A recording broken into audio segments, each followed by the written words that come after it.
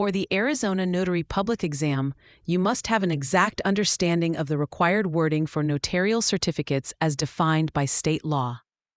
Every single notarization you perform must be documented with a notarial certificate, which contains specific mandatory information.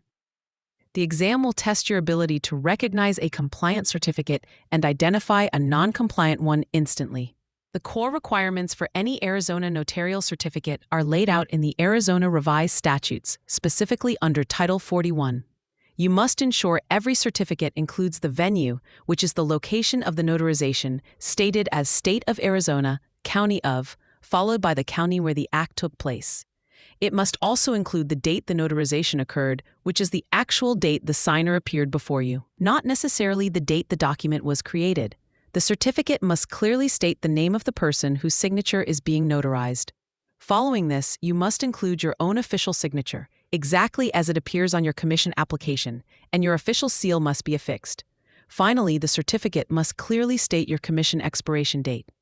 An exam question might present a certificate and ask you to identify what is missing. If it lacks the county, the expiration date, or your signature, it is invalid. A common exam trap involves the distinct wording between an acknowledgment and a jurat. For an acknowledgment, the key phrase is that the signer acknowledged that he/she executed the same. This means the signer is simply confirming they willingly signed the document.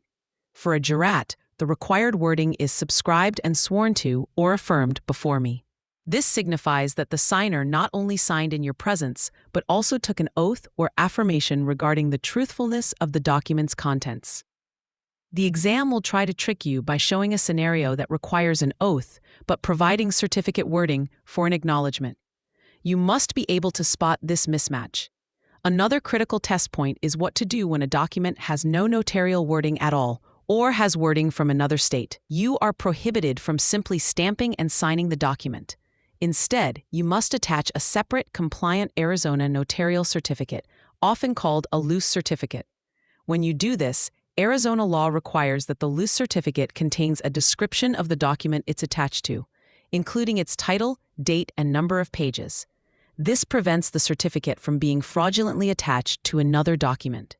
To remember the essential elements of a certificate, use this phrase: Vicky dated Sam, signed, sealed, expired. This stands for venue, date, signer's name, notary signature, seal, and expiration date. Memorizing this will help you quickly scan a certificate on the exam and spot any missing components. For free practice questions, AI-powered explanations, and more exam prep tools, visit openexamprep.com. That's openexamprep, all one word, .com.